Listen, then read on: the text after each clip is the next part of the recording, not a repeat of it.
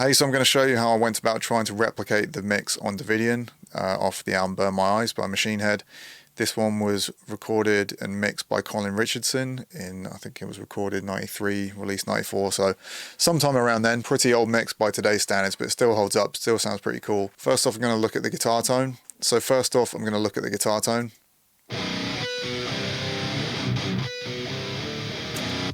So I think this is one of the first records to use the 5150 amp. Could be wrong, but I feel like it's definitely, yeah, it's probably like one of the first 5 albums to come out using this amp, at least in like this type of genre. So using the 5150, I don't know for certain, but I know, like on this record, but I know that they typically used the rhythm channel on this amp as opposed to the lead channel. And whether or not they did that on the Burn My Eyes record or just a bit later down the line, but I've got it on the rhythm channel for this, and I think I heard that they used a Boss overdrive pedal as opposed to like a Maxon. So I'm using STL Amp Hub purely for the Boss OD1 pedal, and then my plugin, I've got the overdrives off, and these are the amp settings. Also using a Marshall cab. I'm pretty sure they used like a 1960 B cab, 16 ohm, and I'm pretty sure it was a combination of 2 SM57s. So admittedly, even every microphone can sound slightly different from one another. And in this library, I've used this, it will be the same SM57, but what I've done to try and replicate the sound of 2 SM57s is just mic up either side of the cone, which will give a slightly different EQ curve in the top end anyway, and blend them in. I kind of favored the sound of the left side of the speaker, so I'm leaning a bit more on that, 67% versus 33% to the right side of the speaker. So this is how the guitar tone sounds, just a single guitar track in mono.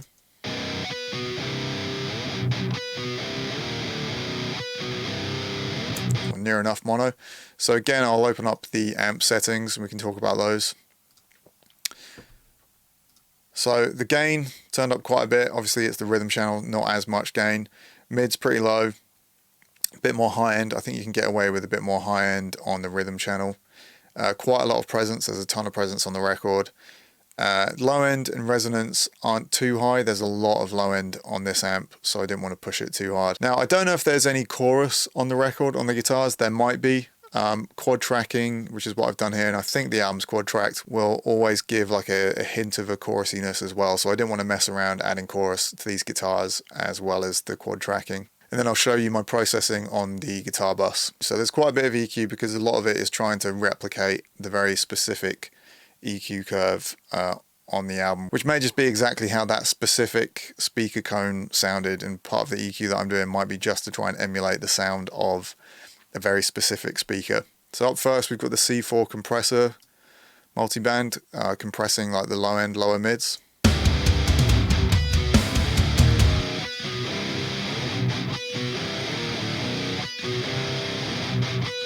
And it mainly kicks in on the jung palm mutes.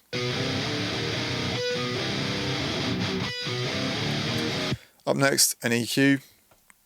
So these frequencies here, 2.3 and around 3, 3.1, 3.2, usually where there are big whistles in most vintage 30 guitar cabs. I'll turn them off.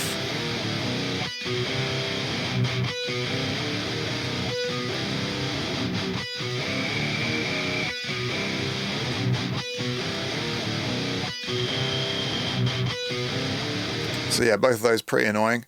This is the kind of more like sort of like mid-range kind of whistle, cab whistle area you get.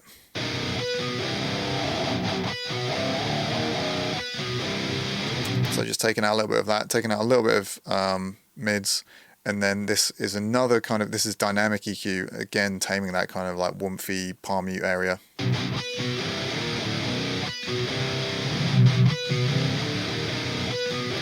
So just carving a bit of that out. There's quite a lot of low end and high end on the tone, so at the moment there is no low or high pass filtering, and that may not have been something that they were doing a lot of back in the day as well. So up next, loading up the Brainworks SSL console 4000E series and boosting a ton of high end. So almost 10 dB at 10K.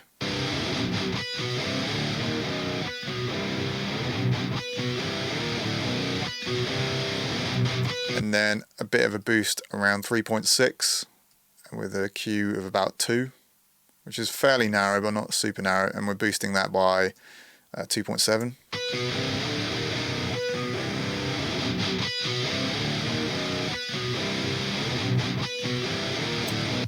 And then up next, now this particular band on this console doesn't necessarily correspond with specifically what it says. This is saying 1.5K that I'm doing a bit of a scoop at.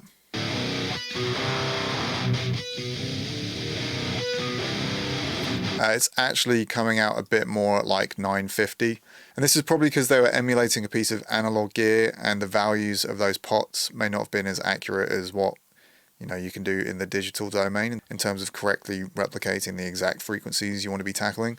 And then I've got some low end boosted quite a lot, 4.5 shelf up to like 185.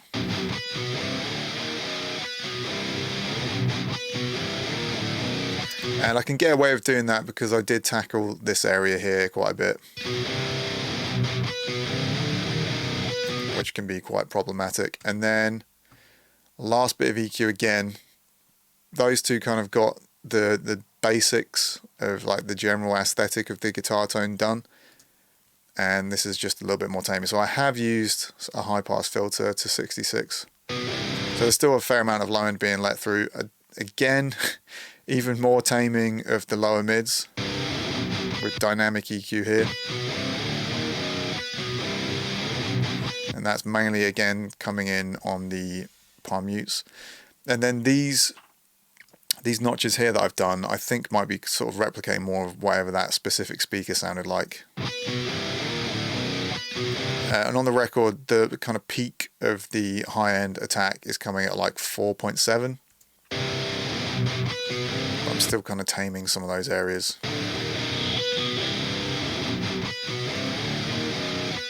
And even though this is where the peak is coming from, I just used this little notch here, just to get rid of the really harsh top of that area. And then just taking out a little bit of 6K, but leaving in everything above and not doing any low pass filtering. So that is what I've done to emulate that guitar tone. And I admittedly realized I didn't show you what the guitar sounded like without any processing on. So this is how it sounds in mono, just straight out of the plugin or plugins, because I'm using Amp Hub for the pedal.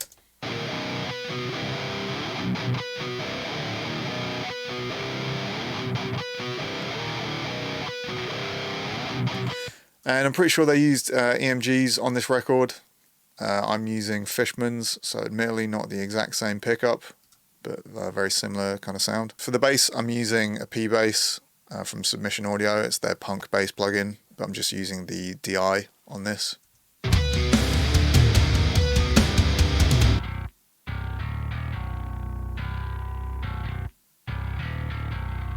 Not sure what bass was used on the record, but I've got a chain here doing a bit of sort of dynamic EQ to tame some of the low end, boosting a bit of high end, sort of flattening out every area of the spectrum with a multi-band compressor on the DI.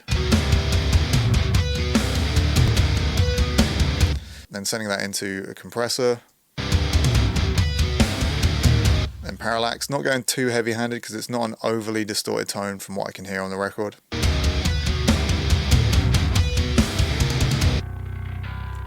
Got some EQ.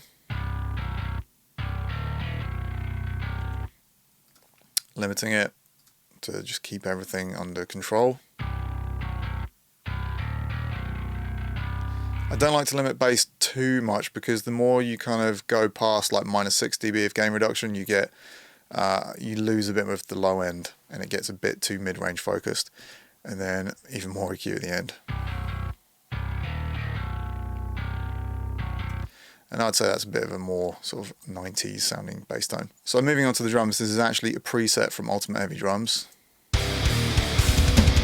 This is the Shotgun Snare Blast Kit, and I think I've tweaked it ever so slightly again when I've just come to update this mix. So the kick drum, we're using the Q24 Rezo head off, and that sounds like this. It's got the high end focused around 6.5K, which is a very sort of like Pantera-esque high end, and obviously being one of the bigger bands in the 90s, I think that's a sort of drum sound that a lot of people were trying to emulate at that time. Snare, gone for the mid tuning bell brass, which is actually, of the 3 tunings, it's the mid, but it's still fairly high. The snare on the record definitely has an element of sounding quite cranked. I've got the overhead mic turned up a bit here as well to get a bit more sort of overhead kind of clack through the mix. I'll just loop a bit so you can just hear that on its own. Fair bit of room mic. And transient master, got a little bit more of sustain increase, which is going to increase the sustain on the room mic as well. Got a decent amount of reverb on the toms and the snare. Haven't put any on the kick. There may well have been some on the kick, but typically I don't like putting reverb on my kicks, but there is some of the room mic in there. The cymbals on the album are really bright, so I've increased a bit of high end here, especially on these hi-hats. And the cymbals in the library are quite bright as it is, so didn't do too much to any of the other ones.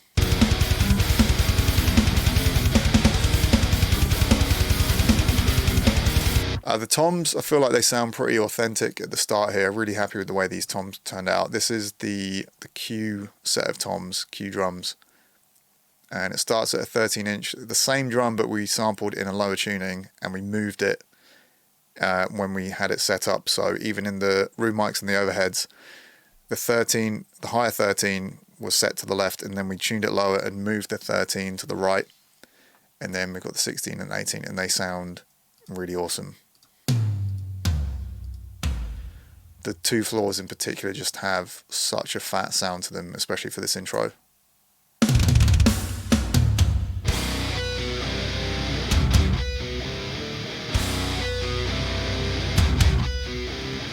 So I'll talk about the master bus processing as well, which I've currently got turned off. I normally have an EQ, and I'm just taking out a fair bit of the sub there. Now, maybe I wouldn't typically go quite that extreme on more modern mixes.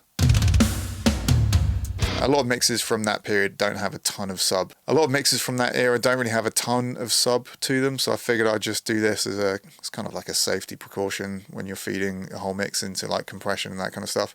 Up next, got an SSL style compressor. Ratio 3. Slow attack, fast release. It's not overly choking the mix, but it's just doing enough, especially on the big tom hits. And then we've got this one here, which is fast attack, fast release, and we are high passing to almost 80. So this is mainly going to kick in on the snare hits.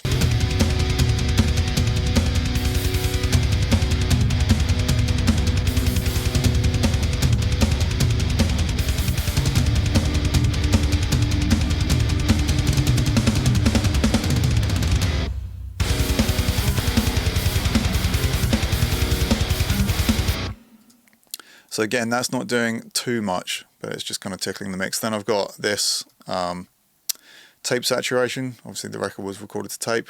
That's on like the lowest amount possible. It's not adding much, but it is kind of thickening up the low end.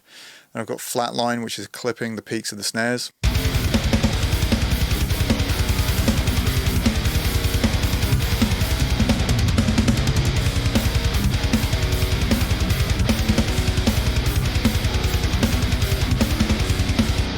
And last of all, Pro L limiter just on the whole mix. And I've tried not to slam it too much, especially because this is going on YouTube, but also the original mix, they weren't, trying to make everything as loud as possible back then and just slamming things as much as people do these days.